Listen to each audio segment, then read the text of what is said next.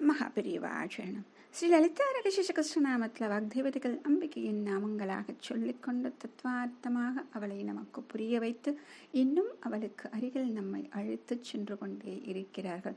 சம்பிரதாய ஈஸ்வரி என்று சொல்லி சம்பிரதாயமே வடிவமாக இருக்கிறாள் அவள்தான் அப்படின்னு சொல்லிட்டு அதற்கு ஒரு காரணத்தை நமக்கு சொல்லி எப்படி இருக்க வேண்டும் என்ற விஷயங்களை நமக்கு சொன்னார்கள் இல்லையா. அடுத்ததாக இன்னும் ஆழ்ந்த பொருளை தரக்கூடியது ஒரு 2 நாமங்களாக சேர்த்து பார்த்தால் நமக்கு புரியும்.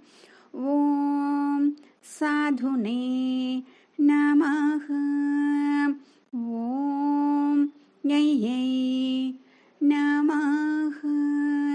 இப்போ இது நம்ம நாமாவளியாக பார்க்கும் பொழுது இப்படி வருது இல்லையா.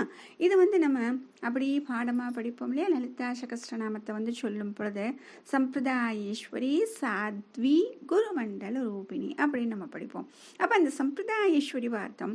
இப்போ சாத்வி இந்த நாமத்தை வச்சு பிரித்தோம் அப்படின்னா இதில் என்ன சொல்கிறார்கள், அந்த பொருள் என்ன அப்படிங்கிறது புரியும்.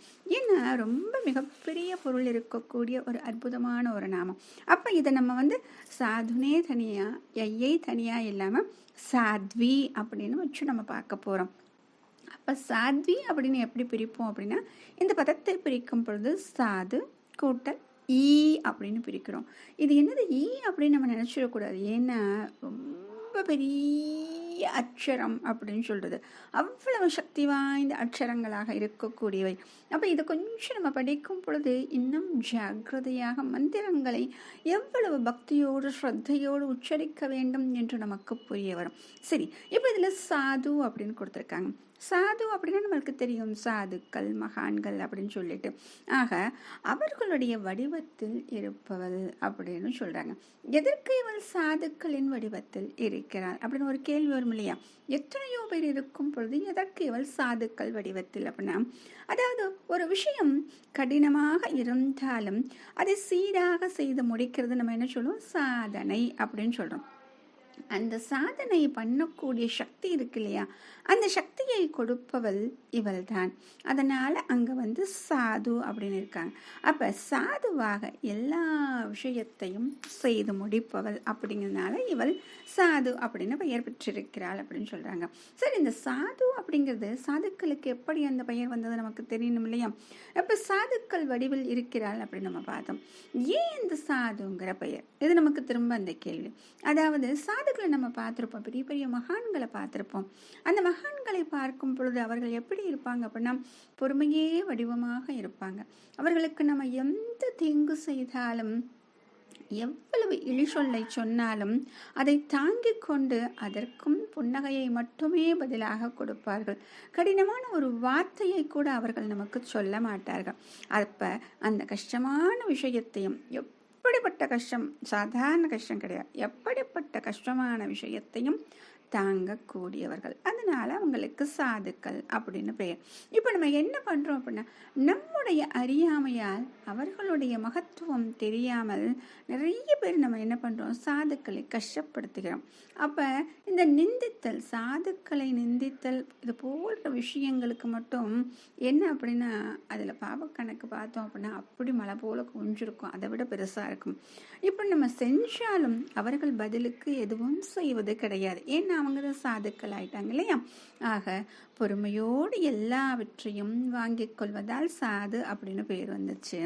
ஆக மற்றவர்களால் கை கொள்ள முடியாத ஒரு விஷயம், அதனால்தான் சாதனை அப்படின்னு நம்ம சொல்றோம். ஆக பொறுமை இதை மட்டுமே குணாதாசியமாக கொண்டு சாதுவாகவும் அம்பாள் தான் இருக்கிறார். அப்ப இந்த குணாதிசயம் யாருடையது அப்படின்னா அம்பிகையின் ஸ்வரூபம். சாதுவாக யார் இருக்கிறார், அதுவும் அம்பிகையா தான் இருக்கிறார். அப்ப இப்ப இதுக்கு சொல்றோம் இல்லையா, இவர்களை நிந்தித்தால் அப்படின்னு சொல்லிட்டு இது எப்படி அப்படின்னா சாதாரணமா ஒரு கல் இருக்குன்னு வச்சுக்கோங்க. அந்த கல்லில் நம்ம ஓங்கி ஓங்கி கையில அரைஞ்சோம்னா என்னங்க ஆகும், கைக்குத்தானே வலிக்கும். கைக்கு உடனே வலிக்கலை அப்படின்னாலும் கொஞ்சம் நாள் பட்டு கூட நமக்கு வலிக்கலாம்.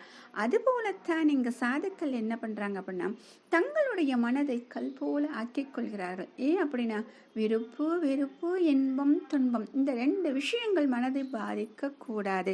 ஒருத்தர் நம்ம கடினமாக சொல்லும் பொழுது நமக்கு கோபம் வருது, நம்ம பதிலுக்கு பேசுறோம். ஆனால் அவர்களுக்கு அந்த எண்ணம் வரக்கூடாது, அதிலிருந்து மீண்டு வர வேண்டும் என்று தங்களை எப்படி மாற்றிக்கொண்டு விட்டார்கள், ஒரு கல்லை போல தங்களுடைய மனதை மாற்றிக்கொண்டு விட்டார்கள். அவர்களுக்கு எதுவுமே தெரியாது. நாம் நிந்தித்தாலும் சிரித்து கொண்டுதான் இருப்பார்கள். அவர்களை புகழ்ந்தாலும் அவர்களுக்கு அது பொருட்டா தெரியாது. ஆக நிந்தனையும் புகழ்வும் ரெண்டுமே அவங்களுக்கு ஒன்றுதான் அப்படின்னு வச்சிருப்பாங்க. ஆனா நமக்கு என்ன ஆகும்?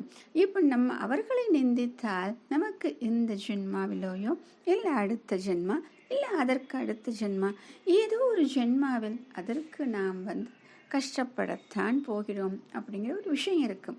அதுதான் விதியாகவும் அம்பிகை விதித்திருப்பார். ஏனென்றால் அவள் தான் புண்ணிய பலப்பிரதாவாக இருக்கிறாள் இல்லையா? அதனால் இனி எந்த சாதுக்களையும் நாம் நிந்திக்க கூடாது அப்படிங்கிற ஒரு விஷயத்தை வச்சுக்கணும். அடுத்தது, இந்த சாத்வியை எப்படி பிரிச்சோம்? சாது ஈ அப்படின்னு பிரிச்சோம். இந்த ஈ அப்படிங்கிறது எவ்வளவு பெரிய அக்ஷரமோ அவ்வளவு பெரிய மகத்துவம் வாய்ந்த அக்ஷரம். ரொம்ப பெரிய மந்திரஸ்வரூபம் அப்படின்னு சொல்லுவாங்க. காமகலா அக்ஷரம் அப்படின்னு சொல்றது. இந்த ஈகாரம் இருக்கு இல்லையா, இந்த ஈகார ஸ்வரூபம் யாருடையது அப்படின்னா அம்பாள். பெரியவா அழகா சொல்லுவாரு. அந்த காலத்துல பெண் குழந்தைங்களுக்கு பெயர் வச்சா அ ஆ இ ஈ அப்படின்னு சொல்லிட்டு இந்த பெயர்களில் முடிவதில் தான் பெயர் வைப்பாங்களா. ஏன் அப்படின்னா இந்த 4 அக்ஷரங்களுமே அம்பிகையின் சொரூபங்கள். ஆக பெண் குழந்தைகளுக்கு பெயர் வைக்கும் பொழுது உமா, கௌரி, காத்தியாயினி இப்பெல்லாம் நம்ம பெயர் வைக்கிறோம் இல்லையா? அப்ப அதுல இருக்கக்கூடிய அந்த ஈன்னு சப்தம் அக்ஷரம் இருக்கு இல்லையா, அது அம்பாளின் சொரூபம். அப்ப சிவம் அப்படிங்கிற ஒரு எழுத்து இருக்கு.